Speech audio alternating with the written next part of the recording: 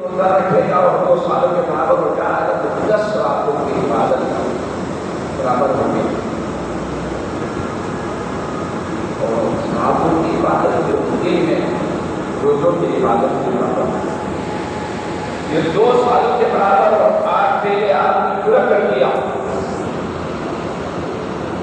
تو کل 10 ہو گئے. رات کی بڑی اہمیت کے حامل اور دن میں روزے کی بڑی اہمیت کے حامل.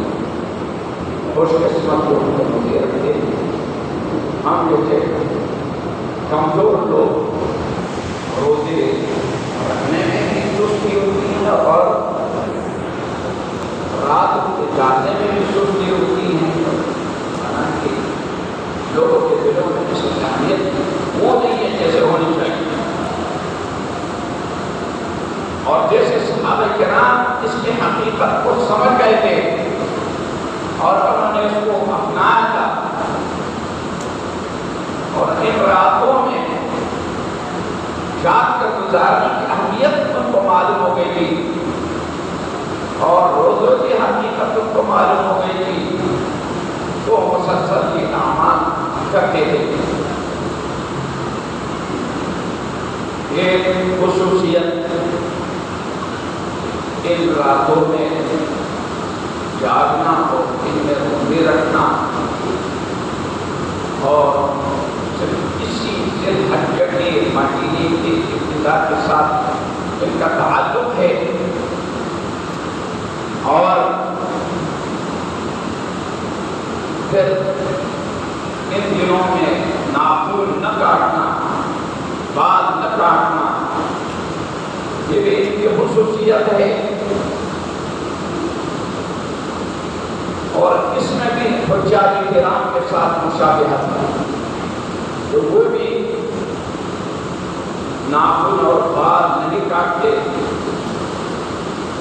اور ملنگی والی زندگی گزارتے حج کے ایام میں.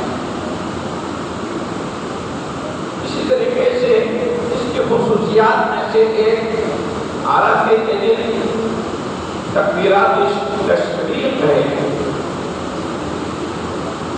عرفے کے صبح سے شروع ہوتے ہیں اور پھر وہ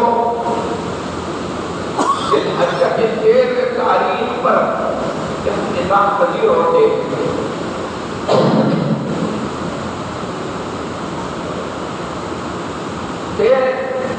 ذوالحجہ کے شام کو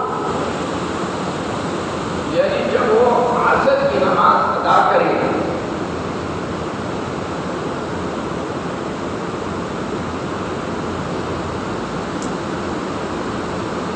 جب یہ ادا کریں گے عصر کی نماز کے بعد تکبیرات تشریق پڑھ کر پھر وہ ختم ہو جاتے ہیں. تکبیرات پڑھنا یہ بھی حجاج کرام کے ساتھ ان کی مشابہت ہے. وہ بھی تکبیرات پڑھتے ہیں اللہ اکبر اللہ اکبر لا الہ الا اللہ واللہ اکبر اللہ اکبر وللہ الحمد. زور زور سے پڑھتے ہیں اور یہاں بھی حکم یہ ہے کہ نماز کے بعد آپ اونچی آواز سے پڑھیں اور وضو کے لیے گھروں میں آہستہ آواز سے پڑھنا مسنون ہے. یہ جو خصوصیات میں سے ہیں.